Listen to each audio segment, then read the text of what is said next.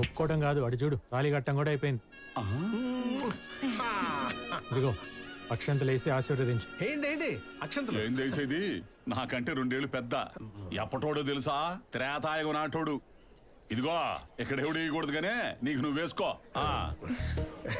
ఆడేంటి వేసేది, మనమే వేసుకుందాం. అమ్మో అమ్మో అమ్మో అమ్మో వాడన్న మాటలు నువ్వు మనసులోకి తీసేసుకోవాలా? నా లవ్ ఎంత స్ట్రాంగ్ నీకు తెలుసు కదా. ఏంటి ప్రేమను తెగ పొంగిచ్చేస్తున్నారు మీడియా ముందు? అలా రూమ్ లోకి వెళ్ళి పొంగించుకోండి, ఇక్కడెందుకు? అంటే సిస్టమ్ కి కొంచెం ఛార్జింగ్ టైం కావాలి బ్రో. మీ పై మెరుల మీద డౌట్. ఇదేంటి ఇలా వచ్చేసింది? నువ్వు లాగేసావు కదా. అది వీకులే, బోలుడు వయసుందా బొచ్చుకి. వయసు శరీరానికి గానీ మనసుకు కాదరయ్యా. ఈ కథలు మన ఊళ్ళో గేదెలు చెప్పు, నాకు కాదు. మీ శక్తి గురించి తెలిసే డాక్టర్ మస్తాన్ యాదవ్ గారి 6 ఎలిమెంట్స్ తీసుకొచ్చా. ఇది ఒక్కటేసారనుకోండి అరేబియన్ ఒంటి కూడా ఆఫ్రికన్ గుర్రం లాగా అవుతుంది. అప్పుడు గానీ ఏదో జంతువు వచ్చిందని బర్రను పరిగెత్తదు బయటికి. వెనకేడు పేడ్చావనుకో నీ గుండు గ్రౌండ్ మీద కబడ్డీ ముందు ఆడాల్సిన గేమ్ ఆడి కప్పు కొట్టు, ఆ తర్వాత జ్యోతి గారి కబుర్లు. మేడం గారు పిలుస్తున్నారు, మీరు వెళ్ళండి. ఎంజాయ్ చేయండి, just go enjoy your self, go. Divakaram ఏంటి అల్లరి? నువ్వు ఆబోయే సామె ముడ్డిగిల్లు జోలపడ్డం ఇదే. ముడ్డి చూపించి గిల్లమంటే గెలకుండా ఎవరుంటారు? నీతో చెప్పుకున్నాను చూడు, నాది నేను కాల్చుకుని మూతి మీద వాత పెట్టుకోవాలి. ఒకసారి ట్రై చేసి చూడకూడదు? దివాకరం నా సంగతి సరే, మరి నువ్వు చేసింది ఏంటి? మీ ఇంటి ముందు దిగిన అమూల్యాన్ని మీ సార్ గురించి తెలుసు కూడా ఆయన దగ్గర ఎందుకు తీసుకొచ్చా? ఎందుకంటే జాబ్ అడిగింది, అడిగితే ఇప్పిస్తే చేసుకుంటది, నా కళ్ళ ముందే ఉంటది, రోజు చూసుకోవచ్చు అని ఫోటో చూపించా. అంతే, పట్టేసి అడుగుతున్న పోతూ. నీ ఆత్మఘోష దేవుడు కూడా విన్నట్టున్నాడు. గోడ కొట్టిన బంతిలా ఎలా వస్తున్నాడు చూడు మీ వాడు. ఏంటి అప్పుడే అయిపోయిందా? అలా వెళ్ళి ఇలా వచ్చేసి అయిపోకుండా ఉంటావా? ప్రశాంతంగా ఉండేస్తాడా మీ బాబు? మా నాన్న ఎప్పుడు వచ్చాడు మీ పెళ్లికి? పెళ్లి కాదయా, నా రూమ్ లోకి. రూమ్ లోకా? అర్థం కలదా? నన్ను చూడాలనుకోగానే కెమెరాలు పెట్టి చూపించేస్తారు మీడియా వాళ్ళు. అంజికాడికేసి తిరగతాడు. నీకు ఇలా ఓకేనా? ఒరే వివేక్, ఇక్కడ చూడరా. అంజి మిస్సింగ్ కేసులో తెచ్చిన సాక్ష్యాలన్నీ అబద్ధాలని మిస్టర్ సుందరరావు గారి ధర్మాసనం నమ్మడం జరిగింది. కేసుని మళ్లీ అన్ని కోణాల నుండి దర్యాప్తు చేయాలని పోలీసు వారిని ఆదేశిస్తూ సెషన్స్ కోర్టులో హియరింగ్ స్టార్ట్ చేయమని హైకోర్టు ఆర్డర్స్ పాస్ చేసింది. Darling come. ఇంకేం కమ్ము, అవుట్ అయిపోయింది అక్కడ.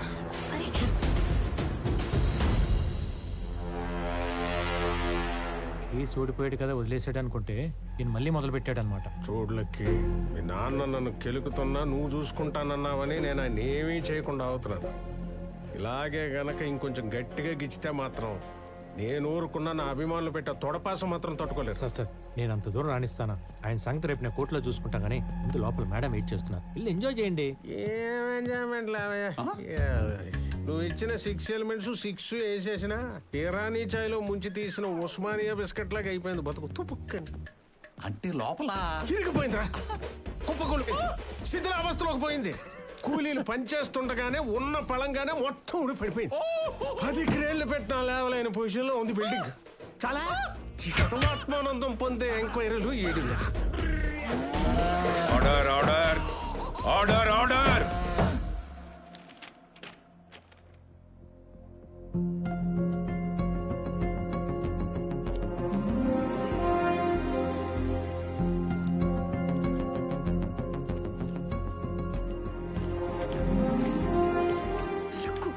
Order in the court please.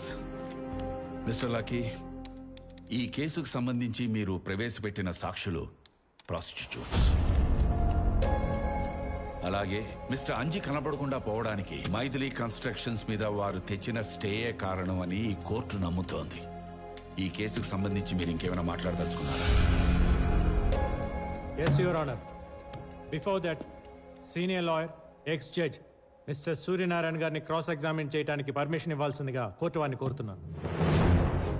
నన్న సూర్యనారాయణ గారు అంటే మీరేగా, సత్యరాజ్ గారు కాదు కదా?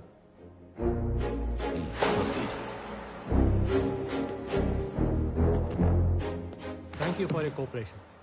మిడిల్ క్లాస్లో పుట్టి కష్టపడి చదువుకునే జడ్జి అయి ధర్మాసనం మీద కూర్చొని తీర్పులు ఇవ్వాల్సిన మీరు కిరాణా షాప్కి షిఫ్ట్ అయి పప్పు బెల్లాలు అమ్ముకోవడానికి కారణం? న్యాయ వ్యవస్థలో పేరుకుపోతున్న కమర్షియాలిటీ వల్ల ఈ వివేక్ విసిరే డబ్బుకు ఆశపడి పవిత్రమైన ఈ ప్లేస్ని బిజినెస్ అడ్డాగా మార్చి న్యాయాన్ని అమ్మగా భావించే నా చేత ఓ ఆడపిల్లపై అన్యాయంగా తీర్పు రాయించడం వల్ల. అర్థమైంది. మీరు అనుకునే దుర్మార్గుడితో న్యాయబద్ధంగా ఫైట్ చేయలేక జాబ్ వదిలేసి వెళ్ళిపోయారు. బాగుంది. మరి వెళ్ళిపోయిన వాళ్ళు వెళ్ళిపోయినట్టు ఉండక మళ్ళీ ఎందుకు తిరిగి వచ్చారు? అది వివేక్ వల్లే. రోజు రోజుకి అతను చేస్తున్న క్రిమినల్ యాక్టివిటీస్ పెరిగిపోవడం వల్ల, ఇక్కడ కొంతమంది లాయర్లు వాడిచ్చే కరెన్సీకి కక్కుర్తిపడి కమర్షియల్ అయిపోవడం వల్ల. ఓ, బండి మా వైపు తిప్పారనమాట. అంటే 25 ఏళ్ల నుండి ఆయన ఎలాగైనా లోపల వేయాలని అన్ని విధాలా ట్రై చేసినా మీరు తప్ప ఊళ్ళో వాళ్ళందరూ డబ్బులు కమ్ముడిపోవడం వల్ల మీ కక్షని ఎలాగైనా తీర్చుకోవాలని కంకణం కట్టుకొని మరీ మీరే గ్రౌండ్ లో దిగారనమాట. నాది కక్ష అయినా అతను క్రిమినల్, చేసింది క్రైమ్. అది తేల్చాల్సిన బోల్లో నిలబడడం మీరు కాదు, ధర్మాసనం మీద కూర్చున్న న్యాయమూర్తి గారు. విన్నారు కదా యువర్ ఆనర్, ఒకప్పుడు నా క్లయింట్ వివేక్ గారు ఏ తప్పు చేయలేదని ఈయనే తీర్పిచ్చారు. మళ్ళీ ఈయన ఇచ్చిన తీర్పు రాంగ్ అని రిజైన్ చేశారు. తర్వాత నా క్లయింట్ వివేక్ గారు ఎదుగుదల చూడలేక ఎలాగైనా ఇరికించాలని ట్రై చేస్తూనే ఉన్నారు. కానీ వివేక్ గారు మంచితనం ముందు ఈయన కక్ష తీరపోయేసరికి పనికి రాని ఎక్కడా లేని పాత కేసులు పట్టుకొని ఇవి ఆయనే చేశాడని నమ్మించి ఉరికంప ఎక్కించి ఈయన పగ తీర్చుకోవాలని నానా తెప్పలు పడుతున్నారు సదరు ఎక్స్ జడ్జి గారు. అంటే వాడు ప్రాస్టిట్యూట్స్ కారా? ప్రాస్టిట్యూట్స్ అయినంత మాత్రాన ఒక వ్యక్తి కోరిక మేరకు బిడ్డను కనిచ్చి మాతృమూర్తి అయ్యే అర్హత ఉండదా వాళ్ళకి? అయినా వీళ్ళలో ఎవరికి 5 నెలల కడుపు అనేది నిజం కాదా? As a proof gynaecologist Ramadev గారు ఇచ్చిన రిపోర్ట్ సబ్మిట్ చేస్తున్నాను యువర్ ఆనర్.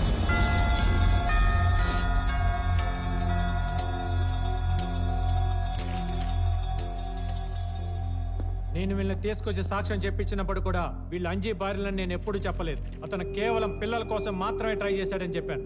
కానీ ఈయన మాత్రం నిజాన్ని అబద్ధం చేయడం కోసం నా జూనియర్తో వాళ్ళ కార్ గిఫ్ట్గా ఇప్పించి తనకు కావాల్సిన సాక్ష్యం చెప్పని ఫోర్స్ చేసి మరీ లాక్కొచ్చింది. ఇచ్చారు సార్.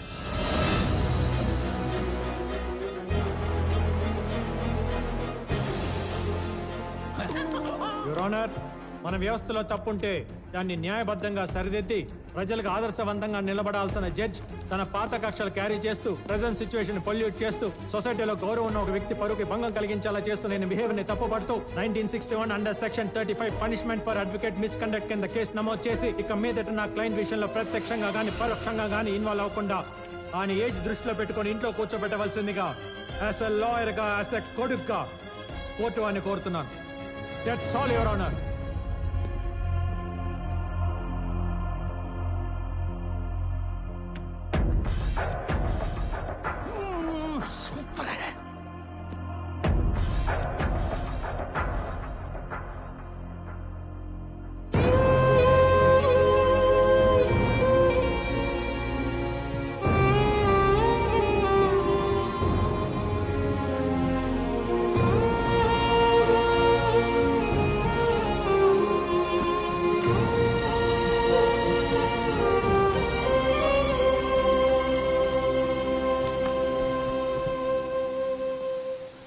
గతం అనేది రియర్ వ్యూ మిర్రర్ లాంటిది. దాన్ని అవసరమైనప్పుడు మాత్రమే చూస్తూ ఎదరికి డ్రైవ్ చేయాలి. దాన్ని చూస్తూ డ్రైవ్ చేసుకుంటూ పోతే యాక్సిడెంట్లు అయిపోతాయి. ఇలాగే అవును నాన్న, ఈ ఏజ్లో అలాంటి డ్రైవింగ్ నీ హెల్త్కి మంచిది కాదని నీ లైసెన్స్ లాక్కొని మరీ ఇంట్లో కూర్చోమని చెప్తున్నా. ఓ తండ్రి సేఫ్టీ కోసం కొడుకు చేస్తున్న ప్రయత్నాన్ని పాజిటివ్గా తీసుకొని ఫీల్ అవ్వద్దని మనస్ఫూర్తిగా కోరుకుంటున్నాను.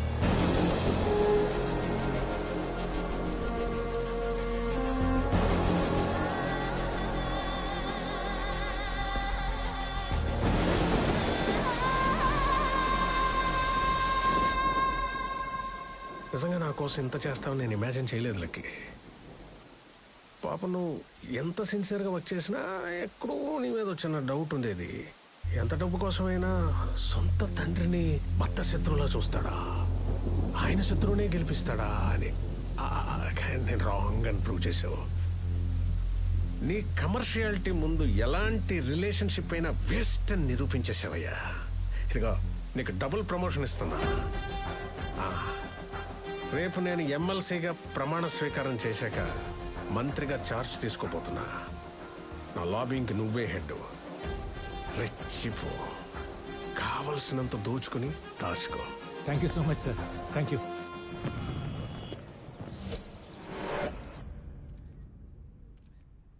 వివేక్ వర్ధన్ అనే నేను శాసన పరిషత్ సభ్యుడిగా ఎన్నికైనందున అయిపోయింది అయిపోయింది కదా సార్. చదవండి ప్లీజ్. భారతదేశ సర్వౌ సార్వభౌమాధికారాన్ని ఆయన చెప్పిందే చేస్తానని, సమగ్రతని కాపాడుతానని, నేను స్వీకరించబోయే కర్తవ్యాన్ని అశ్రద్ధతో శ్రద్ధాశక్తులతో ఏంట్రా నువ్వు చెప్పేది? దైవ దైవ దైవ ఆపండి. సాక్షిగా ప్లే. ఏం ప్లే? ప్రముఖ పారిశ్రామికవేత్త మరి కాసేపట్లో ఎమ్మెల్సీగా ప్రమాణ స్వీకారం చేయబోతున్న మిస్టర్ వివేక్ వర్ధన్ ఇంట్లో లభ్యమైన మృతదేహం. ఆ మృతదేహాన్ని క్యాబ్ డ్రైవర్ ఇస్మాయిల్దిగా గుర్తించిన పోలీసులు.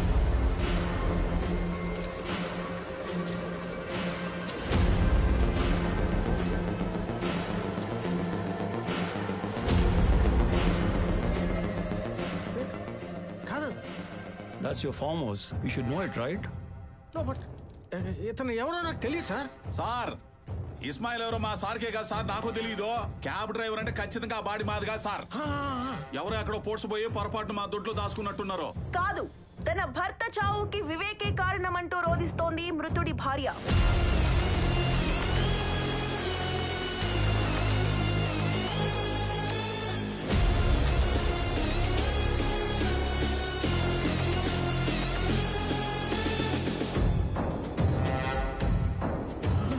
రే దివాకరం, ఎవరితో తెచ్చావురా? అమూల్య ఆ సచ్చినోడికి పెళ్ళం ఎలా ఇద్ది?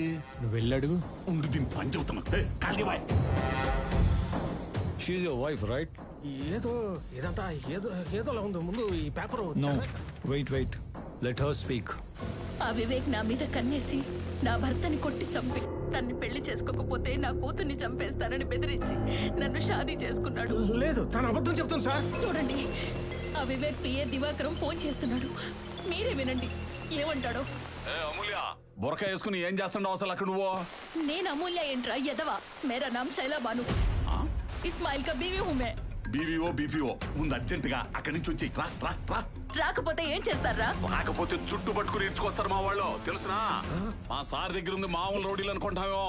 కిరాతకులు ఒక్కొక్కళ్ళు రమ్మంటావా? రమ్మను. నేను ఇక్కడే ఉంటా. నీకు ఆ వివేక్ గాడికి ఉరి శిక్ష పడే వరకు మే ఏ జగह पे बैठी हूं. ఏంటే తొక్కలో ఒక శవాన్ని పెట్టుకుని ఓ రెచ్చిపోతున్నావో? అటువంటి 20 శవాలను పూడ్చిన చెయ్యిదే. మా సార్ కనుసైగ చేయలే గానీ గడ్డి మేత కోసినట్టు పేకలను కోసి పూడ్చి పెడతా. దివాకరం నీకు దండం. రేయ్, నీ బెదిరింపులకు భయపడే బేగం కాదురా ఈ శైలాబాను. ఇదిగో బొంబాయి శైలబాను, మర్యాదగా అక్కడి నుంచి రాకపోయావో నైట్ కి మీ ఆయన పూడ్చిన ప్లేస్ లోనే నువ్వు ఉంటావు. సెట్ చేస్తున్నాను సార్, 2 నిమిషాలు ఆగండి. చెప్పు. ఇదిగో ఆ, మొత్తం పెంట చేసావు. ఏమైందయ్యా ఫోన్ లో సీక్రెట్ గా మాట్లాడుకుంటుంటా? నీ సీక్రెట్ అక్కడ చూడు. చెప్పరా, ఇంకా ఏమేం చేశారో, ఎవరెవరిని చంపారో చెప్పు.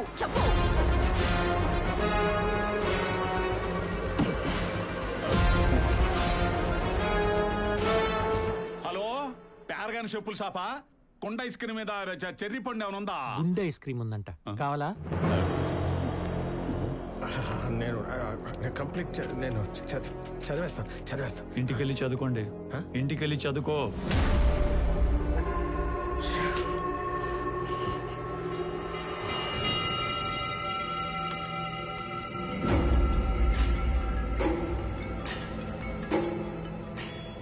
హలో. రే, లైవ్ లో చూడలేకపోయిన నీ మొహంలో రంగులు టీవీలో ఇంకా కలర్ఫుల్ గా కనపడుతున్నాయి. ఇంకా నిన్ను కాపాడడం ఎవరి వల్ల కాదు. నిన్ను కూడా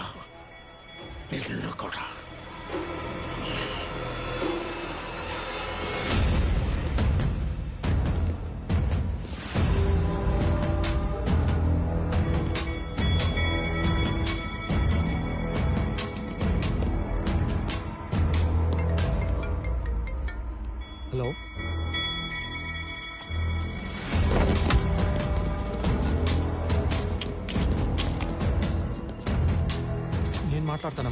నేను మాట్లాడతాను, ఏం భయపడుకో.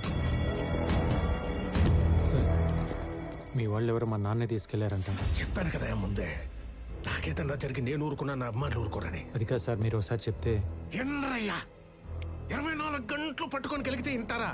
ఎన్నరు ఆ పనికి మాలిన తండ్రిని లైట్ తీసుకుని నా బెయిల్ పని చూడు. కావలసినంత క్యాష్ తీసుకొని ఇమోషన్ తొక్కాయి. సార్ ఏంటి ఆ? ఆ క్యాష్ ఏదో అన్నారు కదా, ఒకసారి ఫిగర్ ఎంత ఫైనల్ చేసేసి